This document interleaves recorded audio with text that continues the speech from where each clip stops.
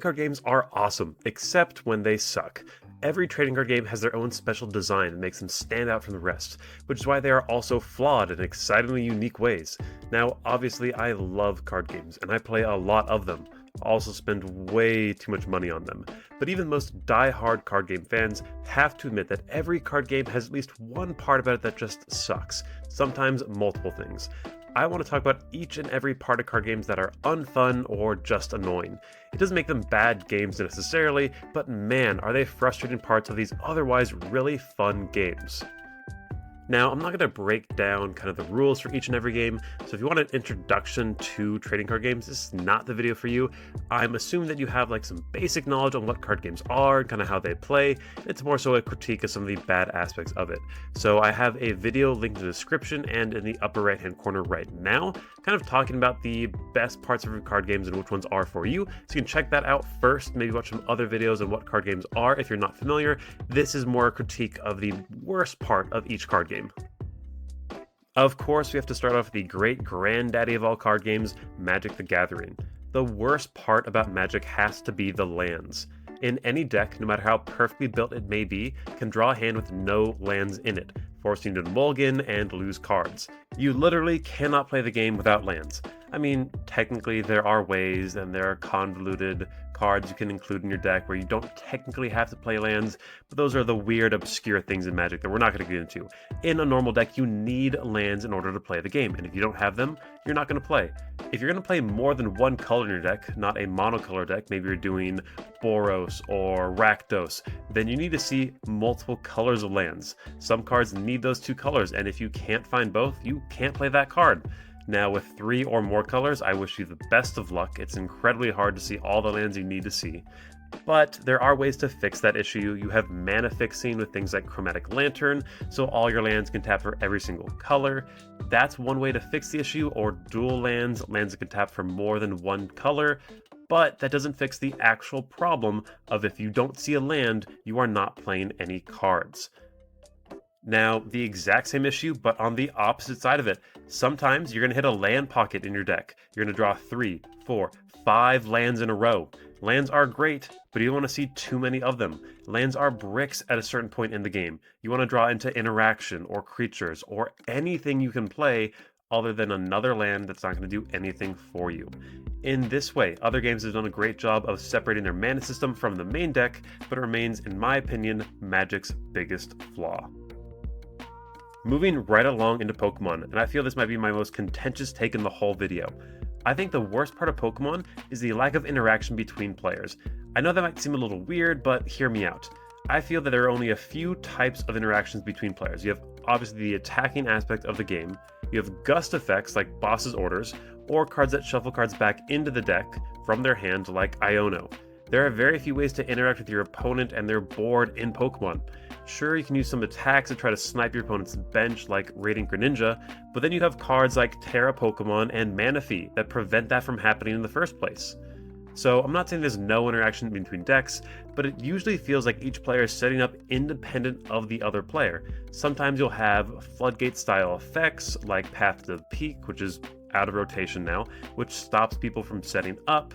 But other than those floodgates, there's not a whole lot of ways to prevent your opponent from really building their board. The game really just feels like, I'm going to build my board, you're going to build your board, and then if we can stop each other or KO an important Pokemon in that process, that's the most interaction we have. In games like Yu-Gi-Oh! And Magic and One Piece, there's a lot of ways to interact with your opponent's board, stop them from setting up, and kind of interact just in a more in-depth way. I don't think Pokemon needs to go in the same direction of maybe a card that blows up a Pokemon. I don't think that's what Pokemon is or should be, but I think maybe a change in design style, focusing around more interaction between players would be really nice. Maybe where it takes a bit longer for each player to set up, and there's more ways to interact in that would greatly improve the game. The last of the big three I want to talk about is, of course, Yu-Gi-Oh! And the biggest problem in Yu-Gi-Oh! Is going to be power creep. So power creep is a part of every single card game, and you're going to see it in every single card game. But Yu-Gi-Oh! Is very unique in how aggressive its power creep is. I would even argue that the game has gone through several distinct phases where it's really changed. You have old school 2000s Yu-Gi-Oh! And with the introduction of synchros and kind of Light Sworns and Dark Arm Dragon, there was a design change, and that led to a lot of power creep. And then moving into like the 2014 era, 2015 era with Shaddolls BA, that was another big design change. And then again, more recently in the 2020s, when we saw Tearlaments and Sprite, another big design change. Essentially, cards keep doing more and more and more stuff in Yu-Gi-Oh! And there's always the meme of, oh my god, Yu-Gi-Oh! Has so much card text, look at this paragraph on this card. But there's some truth to that. Cards nowadays do more than they used to. A good card in 2005, you needed to have one really good effect. A good card in 2014 needed to have two really good effects. A good card in 2020 needs to have between 2 and 3 really good effects to be a solid card. Just a couple weeks ago, I had taken 6 months off of Yu-Gi-Oh! And I went to my first locals, and I played against Raziel and Malice and White Forest Runic for the first time. I'd never seen these decks before. White Forest was around before I left, but it had gone through some changes since then, gotten some new cards. And I was just baffled. The decks were still playing Yu-Gi-Oh!, but they were operating on this different axis, and I just could not interact with them. Raziel was playing cards with interactions that I didn't understand. The field spell, which negated on resolution, was something that had rarely been seen on cards before. And then Malice, I just could not even follow the combos. It was very difficult for me because it was the first time I sat across from it. And so, while it doesn't make it a bad game, it's really hard for players to keep up.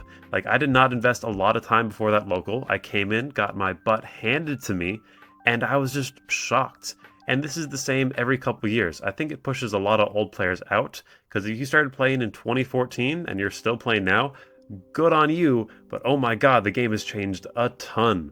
And so, it doesn't make it bad, necessarily, but it's really rough to keep up with, and it's just really annoying, because one, you always got to be buying new cards, because the new ones are always going to be better than the old ones, and then it's just really hard to keep up with it. Like, your old deck from 5 years ago, probably not going to be playable anymore. Maybe if it got new support, but even then, unlikely. Yu-Gi-Oh! Really needs to kind of rail in and contain their power creep. Power creep is fine to have, like every other card game has it, but I think Yu-Gi-Oh! Has it the worst. For One Piece, I would say the worst part of the card game are all the bulk that is printed in each set. There are so many cards and leaders that are printed that do not need to exist. For example, the ST21 Red Luffy leader. Its effect is a worse version of the OPO1 Zoro leader, or a worse version of the Monkey D Dragon, so you don't have to commit a Dawn tier leader. That's not even talking about all the random no-effect cards that make up the bulk of so many One Piece sets. I'm begging someone to show me a topping deck list that is playing Jonathan from EBO2. I think if cards were easier to pull, and you got rid of all the unnecessary chaff that makes up most sets, it would improve the game a ton. Also, making the cards easier to pull for the secret rares would be really nice, as it could bring the prices of cards down a lot. That's kind of a side piece. One Piece isn't super expensive compared to other card games, but it's going in a bad direction. The EBO2 6-cost Luffy is $80 a copy right now. You need 3 copies of it for the deck, and then a couple other expensive cards. So I'm hoping that we can remove some chaff, reduce the prices of cards, make those secret rares easier to pull, and that would be really nice. I know it might seem like I'm going really easy on the One Piece card game compared to the other card games. Like, I've pulled out some really nastier, kind of contentious things about other card games. If you think there's another big issue in the One Piece card game, let me know. Personally, I'm really into it right now. So there's probably some bias because I love this card game, but if there's some glaring issue that I'm missing, then please comment down below. I would love to hear it. But for now, I'm going to stand by that the useless cards, the chaff, and the bad pull rates are the worst part of the One Piece TCG. Next, moving into Digimon. First off, I've got to say, I'm not the most avid Digimon player. I played a lot in the first year of the game, but as more sets came out, I like the game less and less. I'm sure a lot of people still enjoy it, and totally a lot of reasons too, but there's a couple issues that I have with it. First off, the memory system is just kind of broken from the get-go. Sharing your mana system with your opponent is a bad idea. I'll admit, when I first played the game, it was really novel, it was cool, I liked the idea, but it's kind of flawed. How the memory system works is that you and your opponent share your mana system. The player going first starts at 0 memory. When they play a card, it slides over to their opponent. For example, a 2-cost card would cause the opponent to be at 2 memory. Once memory moves past 0, you also end your turn. The fact that your turn is controlled by the cards you play is frustrating, but so is memory starving. Memory starving is when you give your opponent one memory. For example, you start your turn at 0 memory, you play one card to put your opponent at 1 memory, meaning they really only play 1, maybe 2 cards before it goes back over to you. And so it doesn't encourage players to make large pushes with big Digimon because they have to commit so much and giving their opponent too much memory. It does slow down the game, which is good, but can also cause the game in the later stages of a match to be really slow as well. Now, it's been a long time since I've played. I'm sure they have fixed that so memory starving happens less often, or that cards are stronger and cost less, or some other way to fix it. If they have, let me know, I'd love to hear. But it feels like memory starving is kind of built into the game, and it's always going to happen, not necessarily every single game or every single match or even every single tournament, but it can still happen to you. Now, the other issue I have, kind of the main reason I stopped playing the game, is that they kept adding more and more keywords, more and more effects, more and more abilities to cards, and it just became so much. Those inherited effects on cards are just really hard to keep track of. Every single set, it felt like, oh, okay, the inherited effects matter so much more.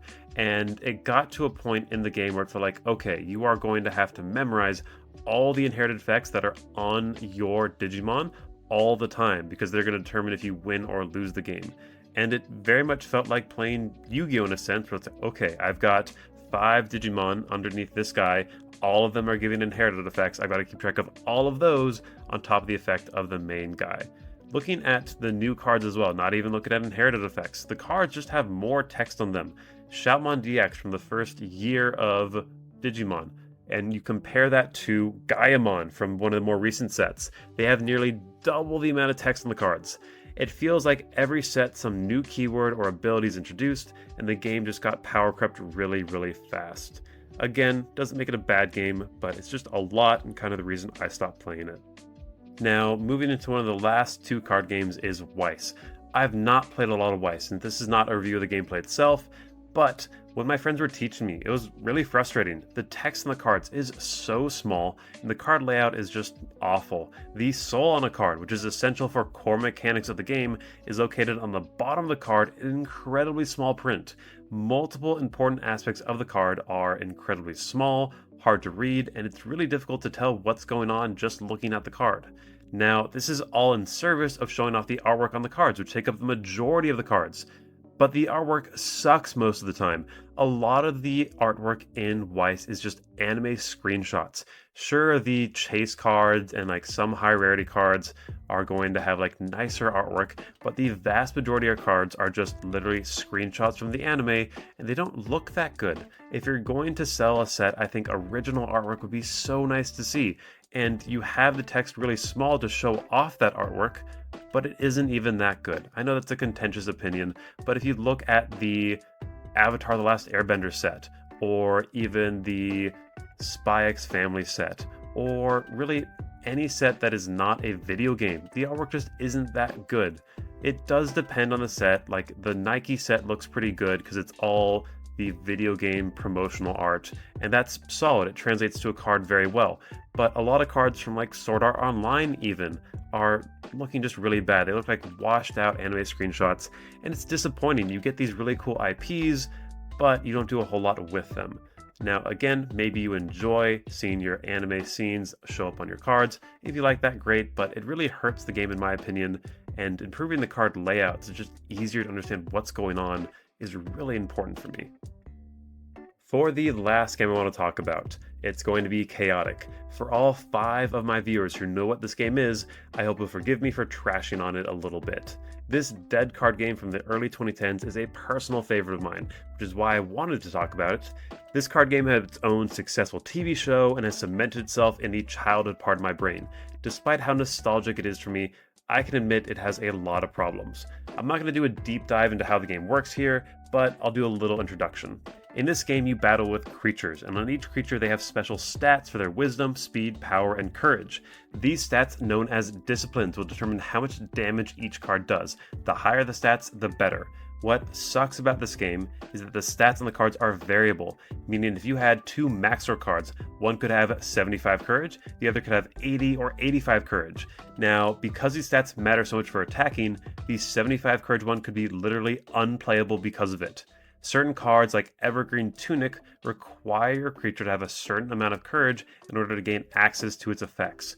Imagine if your Yu-Gi-Oh card had a chance of having its attack and defense randomized in packs. It would make a competitive deck building a nightmare. It's also because the stats are variable that cards are so expensive. Also that it's a dead card game, we're not going to get into that. Trying to buy a rare card with good stats is insanely expensive. I love this card game. If they ever bring it back, which they've talked about, I really hope they do away with the variable stats. It was cool for lore reasons, but I could not imagine trying to go to a tournament and finding the exact card I need with the exact stats I need. It would be just terrible. Thank you again so much for watching. I know this video is all about my critiques of the games, but these are my opinions. I hope they don't affect how you enjoy your games. They shouldn't. Just enjoy playing the games you like. I think we can always strive to improve card games, make them better, make them more fun, and so I think discussing the flaws is important. If you could leave a like, comment, subscribe, I'd really appreciate it, and I hope you have a great day.